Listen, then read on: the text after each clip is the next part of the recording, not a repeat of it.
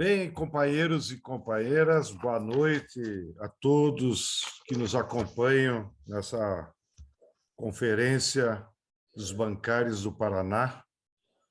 É um privilégio estar aqui com vocês, porque sei que cada um de vocês poderia estar fazendo essa exposição inicial da análise de conjuntura da luta de classes no Brasil. Por isso, me sinto também privilegiado em poder participar e compartilhar com vocês algumas ideias gerais. Quero aqui, antes de começar, mandar um abraço para a nossa companheira Juvândia. Não vejo mais ela na janela, mas sempre temos nos encontrado nas atividades nacionais, dos movimentos populares, da Frente Brasil Popular, da campanha nacional Fora Bolsonaro, etc.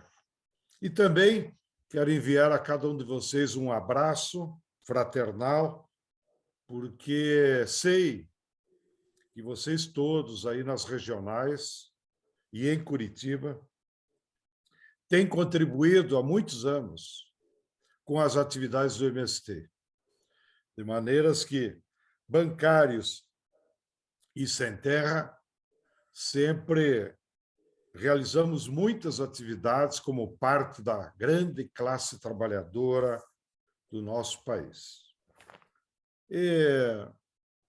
Então, de pronto, para não abusar da paciência de vocês, dado o adiantado da hora, eu queria aqui, desde o meu Rio Grande amado,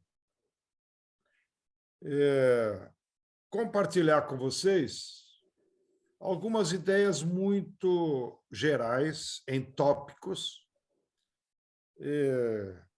para que vocês tomem em conta nas vossas reflexões e no que fazer. Acompanhei atentamente as falas até onde pude das saudações.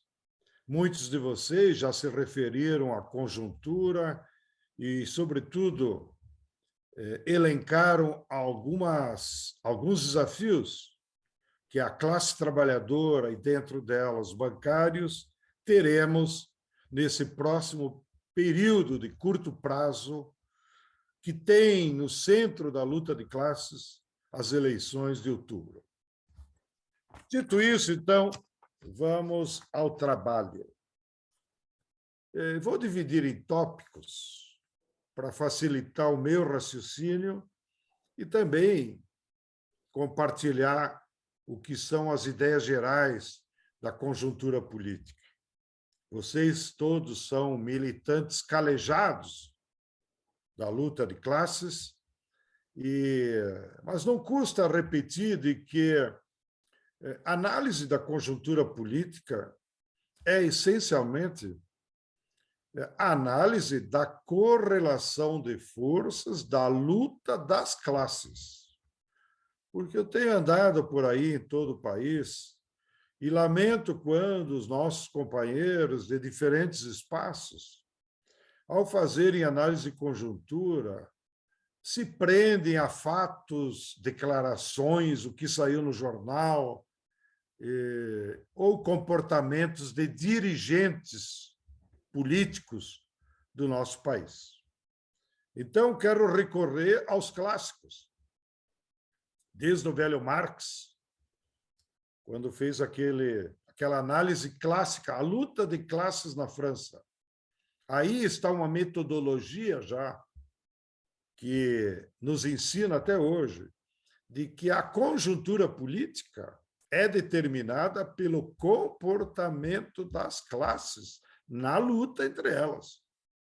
Claro, na nossa sociedade brasileira, tão desigual, tão complexa, é até mais difícil compreender o comportamento das classes, porque elas não são determinadas por conferências, por circulares ou por documentos.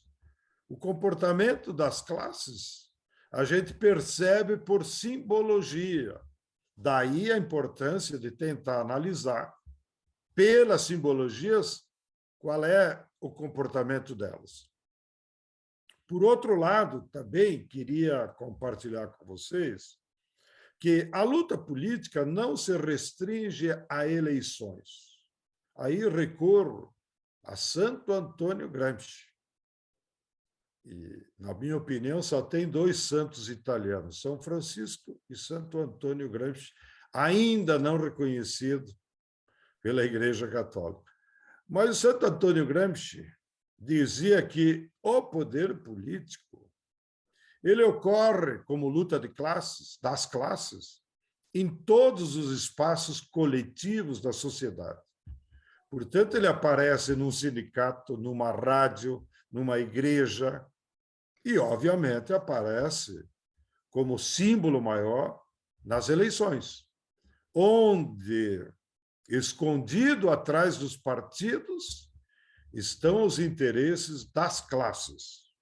Bem, dito isso, então, vamos a alguns elementos que podem nos ajudar a desenhar o que seria a fotografia da luta de classes hoje no Brasil.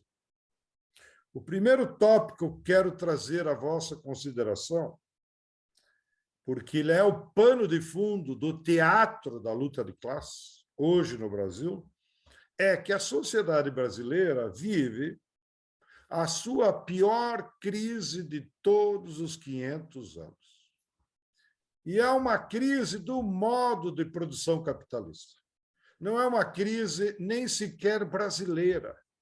É uma crise de todo o sistema que domina o nosso planeta e vem ainda com mais força no nosso país, por sermos um país de economia dependente do grande capital internacional. Então, quando lá em 2008 emergiu uma crise do sistema, que alguns achavam que era temporária, de lá para cá ela só veio se aprofundando. E ela atingiu com mais força o Brasil a partir de 2014. E nós estamos nisso já há mais de uma década em todo o mundo. E essa crise é grave porque ela envolve toda a estrutura do sistema capitalista. Então, ela é uma crise econômica, ela é uma crise social, ela é uma crise ambiental, ela é uma crise política, porque se refere à natureza do Estado burguês, e alguns dizem que nós já estamos também numa crise civilizatória, porque o capitalismo já não representa valores progressistas para a sociedade. Então, nesse marco de uma crise tão ampla e complexa, profunda, estrutural, aqui no Brasil, nós percebemos a gravidade de como nos atingiu.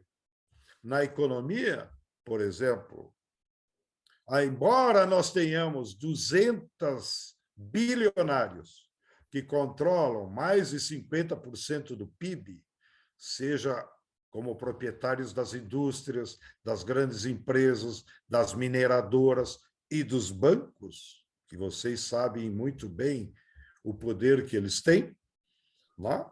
Embora esses 200 que controlam a nossa economia, e note, são apenas 200, enquanto, do outro lado, nós temos mais de 200 milhões de pessoas dominadas por eles, que trabalham para eles. Então, enquanto os 200 têm lucro, o que acontece? O sistema, como modo de produção, não consegue mais produzir os bens necessários para a sociedade. E é aí que está a grande contradição como sistema econômico. Porque de nada adianta alguns, menos de 1%, ter lucro. E lucros faraônicos. Lá, 116 bilhões a Vale, 110 bilhões a Petrobras, 126 bilhões os três maiores bancos. Mas esse sistema que dá tanto lucro e se apropria, inclusive, dos recursos de todo o povo, através da taxa de juros da dívida pública interna, da qual aqueles 200 são os proprietários dos títulos de dívida pública e, portanto, se apropriam da riqueza de todo o povo, que paga imposto, vai lá para o Tesouro Nacional, como vocês sabem, e depois o governo transfere para os bancos e os proprietários desses títulos 48% de todo o orçamento nacional. Não há paralelo em toda a história do capitalismo mundial e de nenhum país que tenha havido uma apropriação de tal monta de recursos públicos, que, na essência do Estado burguês, deveria ir para a educação, saúde, bem-estar da sociedade. E essa foi a natureza do Estado gerado lá no passado pela Revolução Francesa. Então, essa concentração de riqueza levou, inclusive, nos últimos anos, que nós tenhamos fechado no Brasil 28 mil indústrias. Isso não é pouca coisa, não estou falando de vendedor ambulante, bar da esquina, pequeno comércio. Estou falando que no Brasil, desde o golpe contra Dilma,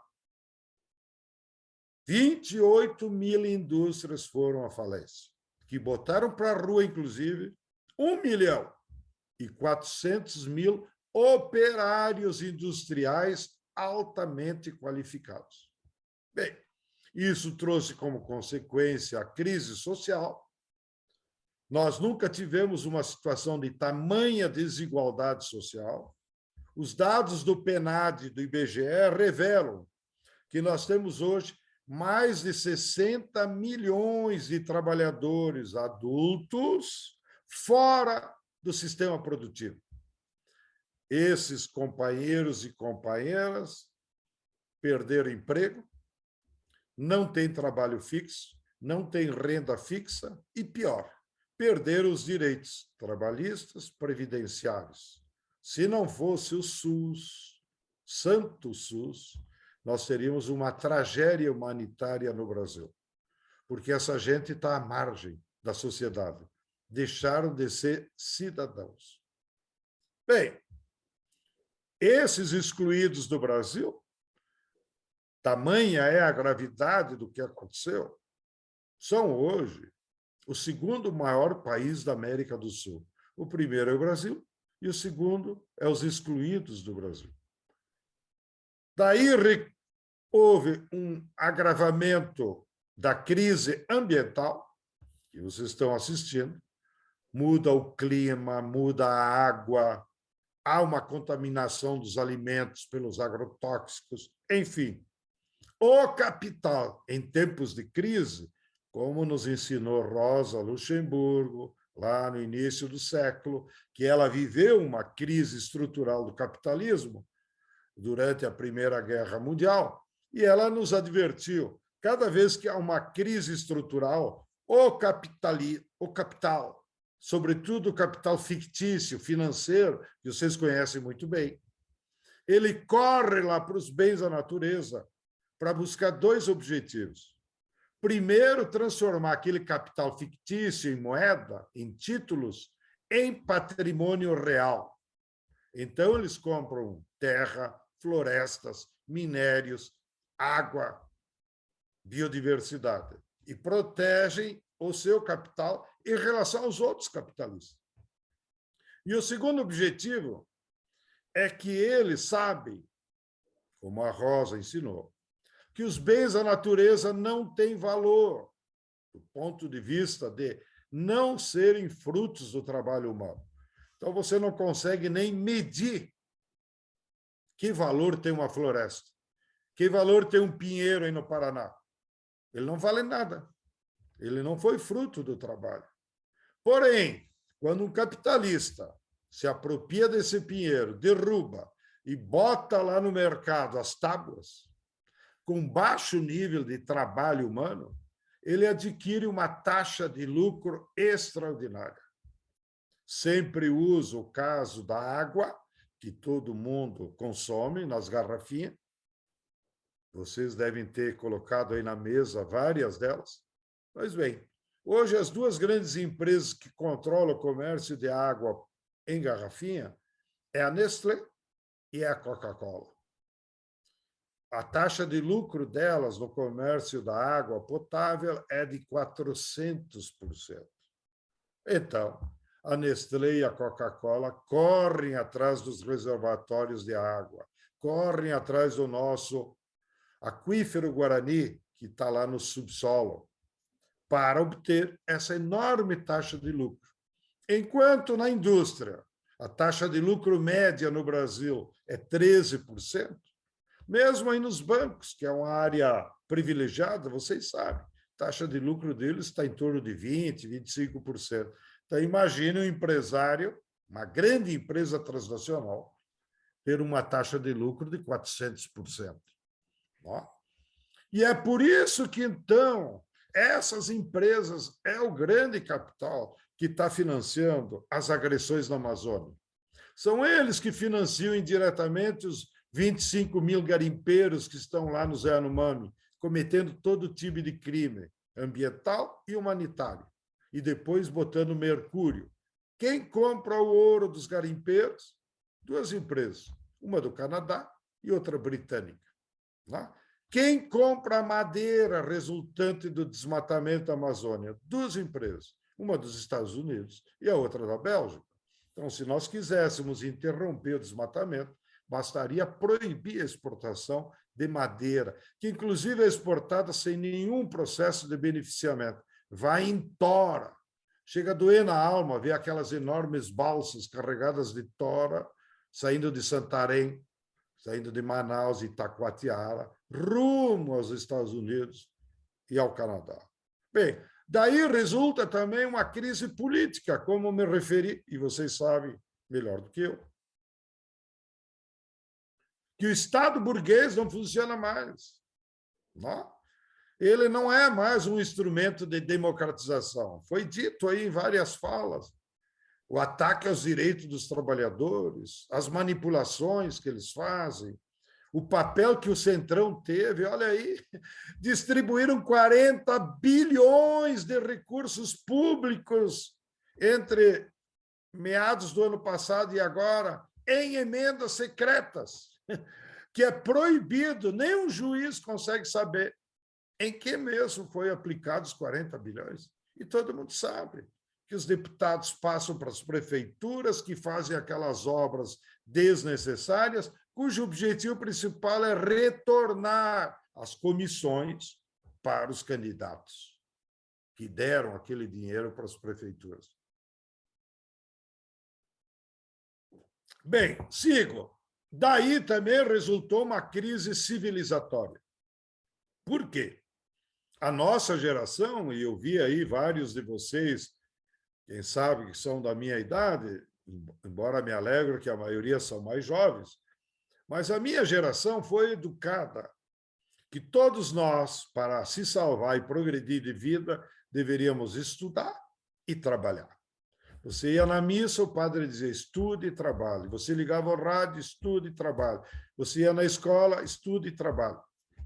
Agora, o capitalismo não precisa mais nem de trabalhadores, olha aí, mais de 60 na calçada, nem de estudo. Não? Por quê? Porque o processo de acumulação do capitalismo agora não é mais simplesmente pela exploração do trabalho. Eles têm outros mecanismos, como acabei de descrever, da apropriação dos recursos públicos. Bom, agora vamos para o Brasil atual, para ir mais ligeiro. Diante desse cenário, por isso que me ative a descrevê-lo, qual foi o comportamento da burguesia brasileira, da classe dominante? Primeira coisa que eles fizeram foi tirar Dilma, porque em tempos de crise a burguesia precisa ter controle absoluto do Estado através do governo, para mudar leis, para se apropriar da Caixa, do Tesouro, etc. e tal. Fizeram isso, botaram o Temer. Depois, quando viram que o Lula voltaria, prenderam o Lula, usando aquelas artimanhas de lawfare, que inclusive os nossos professores de direito aí de Curitiba têm nos ajudado a entender isso, e agora a gente percebe como eles eram orientados pela CIA. Portanto, era uma operação internacional para evitar que o Lula voltasse e para que as empresas transnacionais se locupletassem com o pré-sal, para que as empresas transnacionais inviabilizassem os nossos estaleiros, não? E, inclusive, o nosso projeto de submarino nuclear, que nos daria uma autonomia de soberania nacional sobre o Atlântico Sul. E o almirante que estava à frente desse projeto está preso até hoje, sem nenhum problema. Mas o objetivo era interromper o projeto de submarino nuclear. Então, isso foi o que a burguesia fez. E elegeu o capitão Rachadinha. O Bolsonaro não tem força própria. O Bolsonaro não faz parte da burguesia brasileira, da classe dominante. O Bolsonaro, na terminologia do velho Marx, não passa de um lumpen, que passou 30 anos da sua vida vivendo às custas do recurso público, das rachadinhas. Até porque o salário não é lá essas coisas de deputado. Então, e tem as despesas, mas ele se apropriava dos recursos dos funcionários e, com isso, ia acumulando como patrimônio pessoal. Então, o Bolsonaro é um lumpen, um miserável. Na tradução literal do alemão, para me exibir aqui um pouco, lumpen é igual a trapo, aquele trapo que a gente bota na entrada da casa para deixar a sujeira do sapato. Bem, então, passou todo esse tempo, vamos à atualidade. Qual é o comportamento da burguesia agora? Olhando para essa disputa marcada em outubro que vem. A burguesia, felizmente, se dividiu. Uma parte ainda continua apoiando o Bolsonaro, mas é uma parte minoritária. E de um setor da burguesia pouco relevante para os meios de produção. É verdade que tem setores do Bradesco, o velho da Van, que vocês conhecem, aí vizinho de Santa Catarina, né? Tem o cara lá da Riachuelo, mas não é os setores mais importantes da nossa economia. A maior parte da burguesia é um chute, avaliar e quantificar, mas eu acredito que uns 60% está com a terceira via. Né? Porque eles sonhavam em não ter nem Bolsonaro, que não aguento mais, mas nem o Lula. Porém, eles perderam muito tempo em construir a terceira via. E por quê? Precisamente porque nós estamos vivendo uma crise de representação política do Estado burguês. Então, os partidos da direita ou da burguesia não têm mais a representatividade legítima de classe que conseguisse unificar a burguesia em torno de uma chapa. Então, vocês viram, eles passaram 1 ano e meio aí tentando montar a chapa. A CIA interviu e disse, não, vamos botar Moro. E não se viabilizou. E hoje está aí praticamente a terceira via inviabilizada, porque a Tebet não representa absolutamente nada. A única coisa que ela é, inclusive, é uma filha ilegítima da burguesia, porque todo o patrimônio dela é de origem do latifúndio, por extensão, lá do Mato Grosso do Sul, da qual o seu pai foi um grande espoliador da natureza e um latifundiário daqueles mais atrasados que eu conheci. Bom, então, e uma parte da burguesia, note, já está com Lula. Quando Alckmin vem para ser vice na nossa chapa, não é porque é uma vontade pessoal. O Alckmin já está representando um setor da burguesia paulista que percebeu dois problemas. Primeiro, se o Bolsonaro se reelege, nós vamos avançar para a tragédia social. E o país não aguenta mais 4 anos de Bolsonaro. Certamente, agora, com o fim do Covid, nós poderemos fazer mobilizações, greves, e nós vamos derrubaríamos o Bolsonaro na marra, e isso geraria uma convulsão social. A burguesia não interessa a instabilidade social.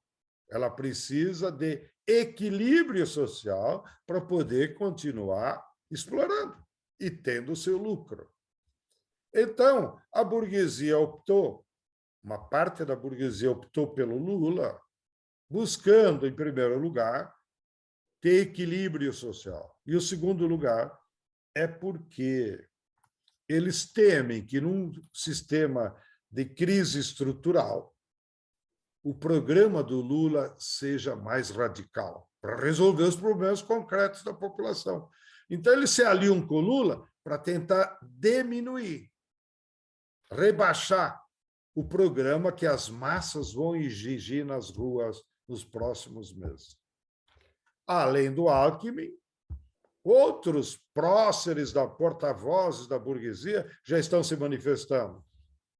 Para citar a turma de vocês, metade da diretoria do Itaú, toda aquela parcela que veio do Unibanco, está com Lula, abertamente. A Ambev está com Lula. Né? E outros setores da indústria, saiu um manifesto aí com mais de 200 empresários. Claro, a maioria deles também é aqueles que eles dizem shell, né? Não são os donos, mas têm responsabilidades.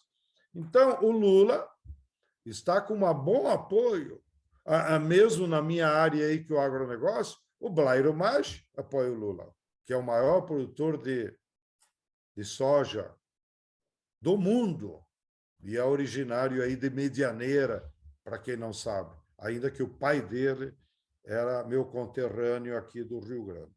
Bem, então esse é o comportamento da burguesia. Para nossa sorte, ela está dividida. E isso nos ajuda. Por isso que nós, mesmo com o MST, então só bota nós na conta. E a maioria do PT apoiou a aliança com o Alckmin, porque nos interessa dividir os inimigos. Né? Bem, sigo. A outra classe importante no Brasil é a classe média, chamada pequena burguesia. A classe média, vocês se lembram. Vocês se lembram. A maioria da classe média votou no Bolsonaro. Lembra-se o comportamento dos médicos, do CRM, lembra-se dos comportamentos de muitos advogados, dos jornalistas da Globo. Né? E mesmo, não vou fazer fofoca, vocês sabem, muitos bancários e gerentes fizeram campanha para o Bolsonaro. Eu acompanhava sempre por nossas amizades, os nossos amigos da FENAI, da Caixa Econômica, e eu sei como eles comentavam que os gerentes da Caixa se comportavam, fazendo campanha aberta pelo Bolsonaro. Agora mudou. 90% da classe média está apoiando o Lula. E com uma característica inovadora que nos anima ainda mais. Os filhos da classe média estão apoiando o Lula, que é uma novidade, porque nós, digo, na forma de autocrítica, como esquerda, meio que deixamos de trabalhar com a juventude que vem chegando. Né? Nem mesmo a UNE, que organiza mais os universitários, mas a juventude em geral. Nós não temos um trabalho organizado. No entanto, apesar disso, as manifestações recentes que nós percebemos, essa juventude de classe média aderiu ao Lula. Vocês viram o que aconteceu em Brasília? Então, vou pelos sinais. Caetano Veloso, sem lenço e sem documento, apenas com o seu violão, foi a Brasília fazer um ato Ele nem esperava. Deu 50 mil. Eram todos jovens, em defesa do meio ambiente, em defesa dos povos indígenas. Não? E acabou se transformando num ato fora Bolsonaro e a favor do Lula. O mesmo aconteceu no festival Lollapalooza, não?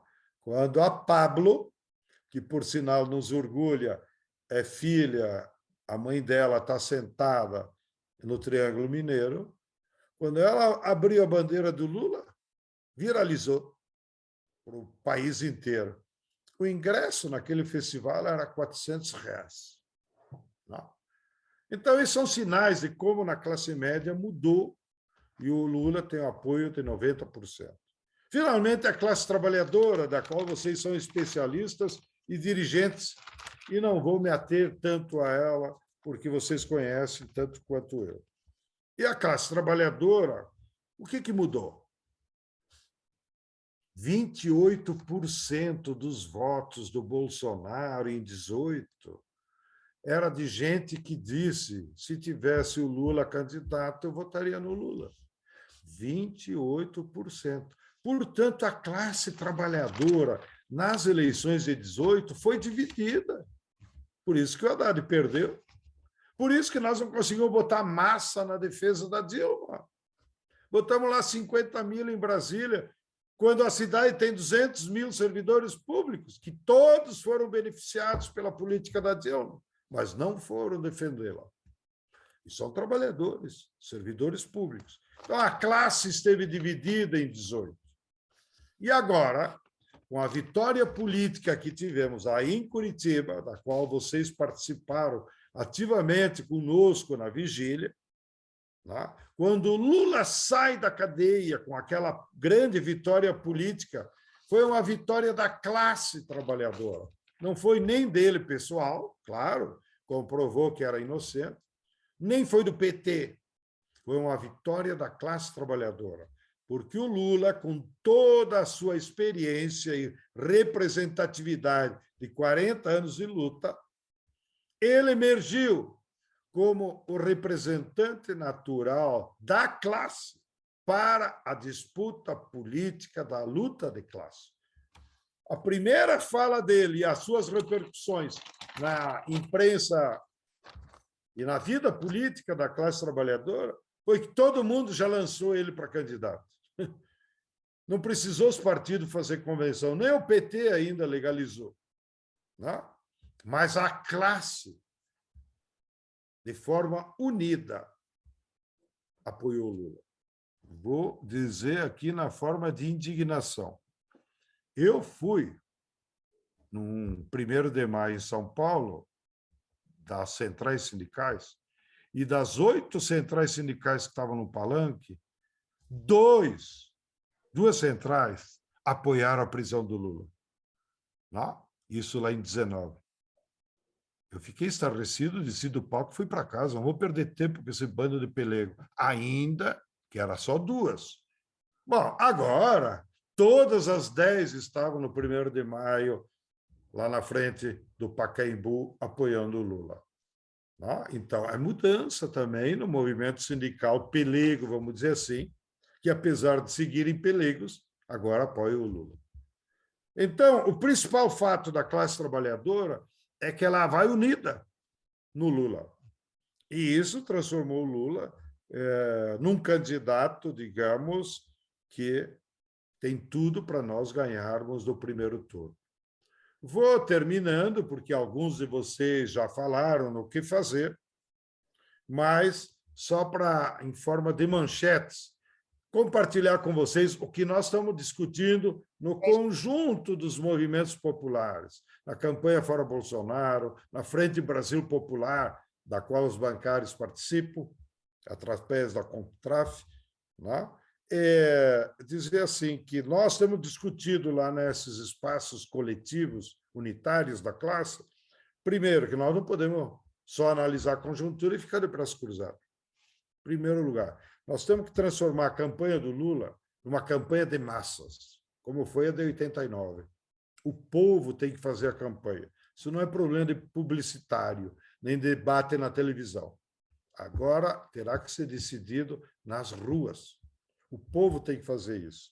Daí, nós chegamos à conclusão que a principal forma de transformar numa campanha popular é organizar os comitês populares, porque daí supera as diferenças partidárias normais, né? E você pode organizar comitês populares entre os vizinhos no bairro, entre os colegas num banco, numa fábrica, né? Ou mesmo nas escolas, nós nos assentamentos, e assim por diante. Ou seja, tem que ser grupo de pessoas que se conheçam e possam fazer as reuniões sem depender de ônibus, de passagem, de coisa parecida. E lá no Comitê Popular, então, organizar as atividades de campanha, que implica ir de casa em casa, convencer as pessoas, implica em fazer formas criativas de propaganda com faixas, músicas, bicicletada, etc. e tal. E implica também, como alguém disse aqui, nós temos que discutir no comitê um plano de emergência para o Brasil, para dizer para o Lula o que ele tem que fazer em janeiro de 2023. Porque o Lula não sabe o que fazer? Claro que sabe. Mas o Lula só terá força para fazer mudanças imediatas a partir de janeiro se o povo, de forma organizada, discutir isso antes e tiver consciência desse plano de emergência necessário e, eventualmente, fizer as mobilizações que vamos precisar para sustentar esse programa de emergência do Lula. E um pouco mais além disso, os comitês populares precisam discutir, já desde logo, um novo projeto de país. Porque o Lula vai abrir a porta para nós entrarmos num novo caminho, um caminho de mudanças. Mas as mudanças são sérias, dado o nível da crise que nós estamos enfrentando. Já não é o cenário de 2002, que foi fácil começar a governar em 2003, com a economia crescendo, né? Nós chegamos quase a pleno emprego em 2008, e agora é o contrário, nós temos 60 milhões lá na fila do emprego. Você não dá emprego para 60 milhões do dia para a noite. Isso exige um projeto de país. Mesmo no caso da Petrobras, que nós usamos como o exemplo mais ilustrativo. Em janeiro, o Lula pode baixar o preço da gasolina. Porém, recuperar a Petrobras como uma empresa pública que faça investimentos estratégicos em novas plataformas, que contrate navio, que retome a indústria naval, que retome os poços do pré-sal, que retome a BR distribuidora, que retome a indústria aí de Curitiba, não? Da petroquímica, que fazia matéria-prima muito necessária para nós na agricultura, como a ureia. Tudo isso leva anos e necessita um projeto de país. Bem, essas são algumas reflexões que eu queria compartilhar com vocês. Estou convencido que nós podemos ganhar as eleições já no primeiro turno, porque agora mesmo, com a inviabilidade da terceira via, a tendência é se polarizar ainda mais e o Lula começa a ter um apoio cada vez maior em amplos espaços. Mesmo, note, na época do Fernando Haddad, nós perdemos a eleição por 6%. Se 6% mudasse de lado, nós ganhávamos a eleição. E eu acompanhei durante um mês, junto com a Haddad, sobretudo nos estados do interior. E, com exceção do Nordeste, todos os outros estados, nós nem candidato a governador tinha. Era ou candidato sem tanto potencial eleitoral. Agora se inverteu a situação. Nós estamos muito bem posicionados, com bons candidatos no Sudeste, Minas Gerais com o Calil, São Paulo com o Haddad, Paraná com o nosso querido Requião, que é um baluarte da luta democrática, né? Mesmo aqui mais no Sul, nós vamos ter o nosso candidato aqui no Rio Grande, que é o Edgar Preto, o melhor deputado estadual, eleito várias vezes. Então, nós estamos bem posicionados. E em todos esses estados do Sul e do Sudeste, nós estamos perdendo em Santa Catarina. Em todos os outros, provavelmente nós vamos ganhar as eleições com Lula. Então, companheirada, muito obrigado pela atenção. Não vou abusar mais da paciência de vocês pelo adiantado da hora. Um grande abraço a cada uma e cada uma e vamos em frente, que haverão mudanças a partir de outubro. Boa noite a todos e todas.